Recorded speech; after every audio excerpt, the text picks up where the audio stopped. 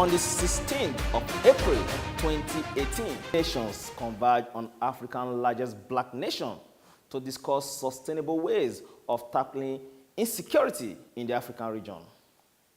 TVN was on ground to cover the opening ceremony, and the Chief of Defense Staff and other service chiefs were live on ground to declare the event open. Surprisingly, some members of the National Assembly have called Mr. President to sack the Chief of Defense Staff and other service chiefs. That we shall be discussing on this episode of Security In and Out. I am Austin Peacemaker. Let's go on a short break, and when we are back, we shall be taking some security news in the course of the week.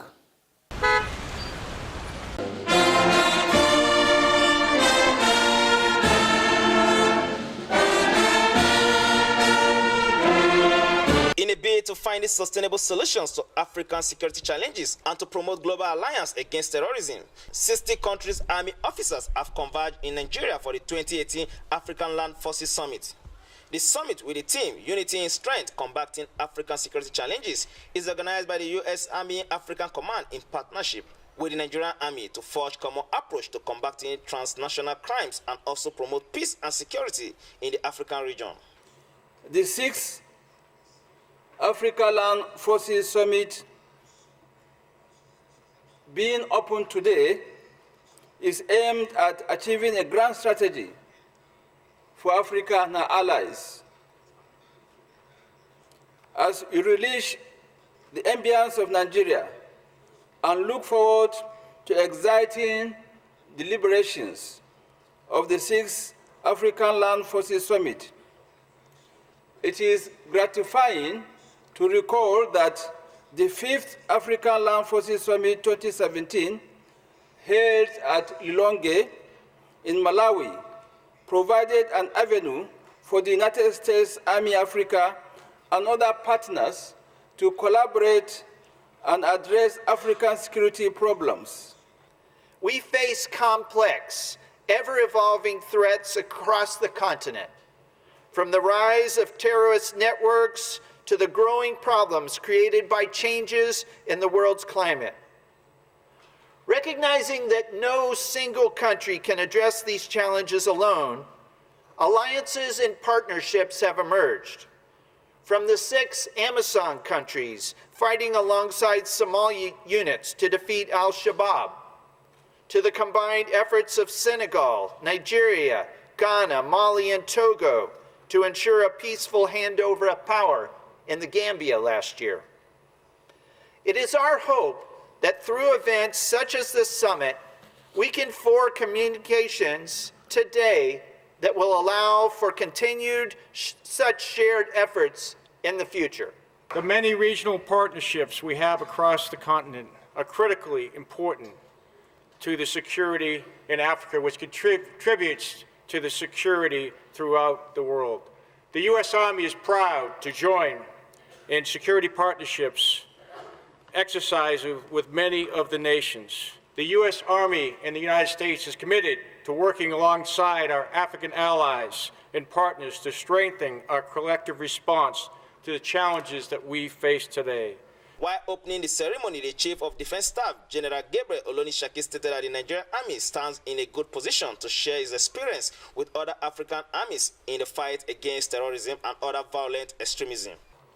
I am confident that the choice of the Nigerian Army to co-host this August event is anchored on the commitment the force has displayed over time in ensuring global security, and recently the successes recorded against Boko Haram insurgency. I have no doubt that there are many lessons to be learned from the commendable effort of the Armed Forces of Nigeria in the fight against terrorism. The Nigerian Army stands in a good position to share its experiences and ideas which are relevant in the contemporary fight against violent extremists. The summit, which will last for 4 days, is said to provide solutions and capabilities in ensuring African forces are operational and also promote intelligence sharing. It is also expected that the summit will provide various fora and sessions to interact with the hope to strengthening existing relations while also making new ones for peace and security in Africa and the globe. It was an amazing display at the demonstration exercise of the Nigerian Army. The demonstration, which is part of the events lined up in this year 2018 African Land Forces Summit, was said to be a sign showing Nigerian Army readiness in responding to threats, especially in raid and rescue operations. The Nigerian Army had to evolve new concepts and doctrines in addition to existing ones in executing our operations in the Northeast against the Boko Haram terrorist group. A lesson that we've learned earlier on in the counterinsurgency operation emphasized the need to develop capacity and indeed capacity for rapid deployment. Fielding questions from journalists, the Chief of Army Staff, Lieutenant General Tukur Buratai, related how the demonstration reflects the current counter-insurgency operations in the Northeast. This is what we are showing. It is what we had experienced in the Northeast that we are now demonstrating, that yes, we are capable of rapid deployment at very short notice, using the available supports that we have on the ground, both air as well as ground. You can see how quick the motorcycles were able to really move in, to support the troops that were rappelled by the helicopters.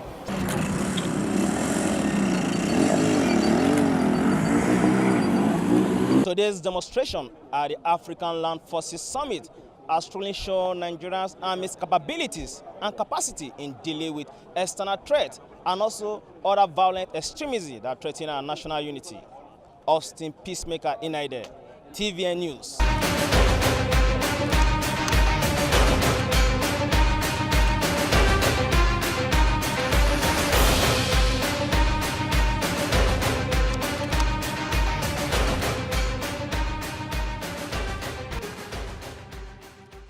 You are still watching Security In and Out. Security In and Out is a program that discusses and highlights security news and happenings within the defense and security corridor, while also informing the general public in and out.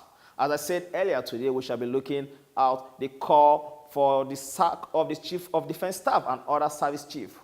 Looking at their impactful service they have rendered to the nation, we want to look at the topic, how justifiable is this call for the sack of the CDS and other service chiefs. Our guest is Eda Emmanuel Okoro. Eda Emmanuel Okoro is a public and security affairs analyst. He shall be doing justice to this topic.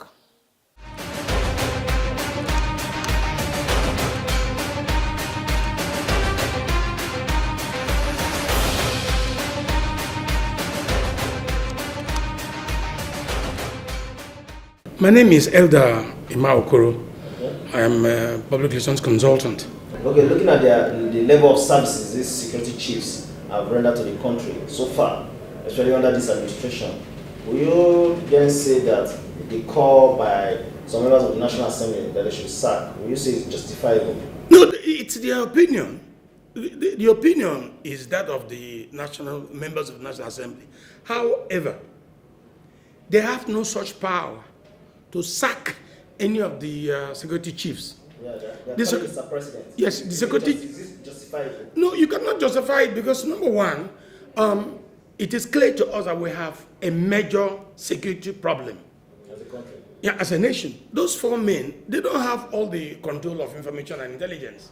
What it talks about, that's why they said, if we can't do it here, let's look for international assistance. That's the reason, because those four men who are in charge of our security apparatus, they're overwhelmed. Let's be honest. They're overwhelmed. The president himself, I can tell you this, he's extremely concerned because without peace and security, we're not going to have 2019 elections. And I've warned, we must take it as a fire outbreak now and deal with it before it bursts. So we are thinking right now, the way things are going, we must do more than we are doing now. Everybody, both the police, both the politicians, in every local government, we shall have our eyes open. Is it apart from calling for their sack? No, their sack is not the end. If you sack those four men, you're not giving a solution. So you are saying that the CDS and other service chiefs, you are saying that they are able and capable of maintaining our internal security. Let me say this now. Nigeria's military is one of the best in Africa. We have been known to be very good in peacekeeping issues. The United Nations, they know about it. America says, the last the summit happening in Gwagwalada was there. America says, we are taking the summit to Nigeria because they have the power. The African Land Forces Summit. That's right. It told the world that Americans want Nigeria to become the bastion of African democracy. Our military is overwhelmed by the kind of security problems they're having now. But we have a most competent military. No, Africa, you know the day we moved into Gambia, Yaya Jammeh was told that he has only 14 hours to live there. Before 14 hours, he was airborne because the Nigerian army closed in on him and told him he had no other exit except the negotiation he did, and he left. That told the world that Nigeria is not a place you can play with. We have one of the most solid military technologies in the world. Our men are sophisticatedly trained. The only problem is they are now redoing. Without the effort of the Nigerian military, these boys in Sambisa Forest would have overtaken Northeast. Without them, they were undertaking 20 local governments until the Nigerian military came and cleared them and made sure that not one local government occupied by Boko Haram. They have been gallant. They have shown gallantry. In other countries like Somalia, Yemen, Sudan, many of those terrorist groups have occupied those territories and put their flags and put their stamp of authority in those areas. Our military, may God bless them, they made sure that these people who are occupying those areas cannot go further. That's why they are now doing what we call rapid destruction of weak elements. They can't face the military. The military power now is potent. To occupy 17 local governments in the Northeast, and then all of a sudden you have no base. You come and use small girls to kill people, you go back. That's what the army has done to them, just keeping them within check. And it can only be done by an army that is gallant. If you go to Sambisa Forest, it's larger than Abuja, if you know what we mean. Yeah. Any day you like, travel there. Sambisa Forest is as large as the whole FCT. That's why it's called Sambisa Forest. If you go there now, the army has tried to clear miles of the rebel-held area so that you can see them popping up from where they can be. And then the Air Force is bombarding them. Yeah. So superior forces are encountering those terrorist boys, and that's why they're talking about the young girls who don't understand. To come do small damage here. You know what happened when we were here in the Nyanya? These boys entered the police headquarters in Nigeria. It made news in New York. The terrorists entered police headquarters. But today? No, you can't do that anymore. They can't. Everybody talks about Nigerian army as if they were just a group of schoolboys. They are a competent bunch of well-trained soldiers who can stand on their own in every theater of war.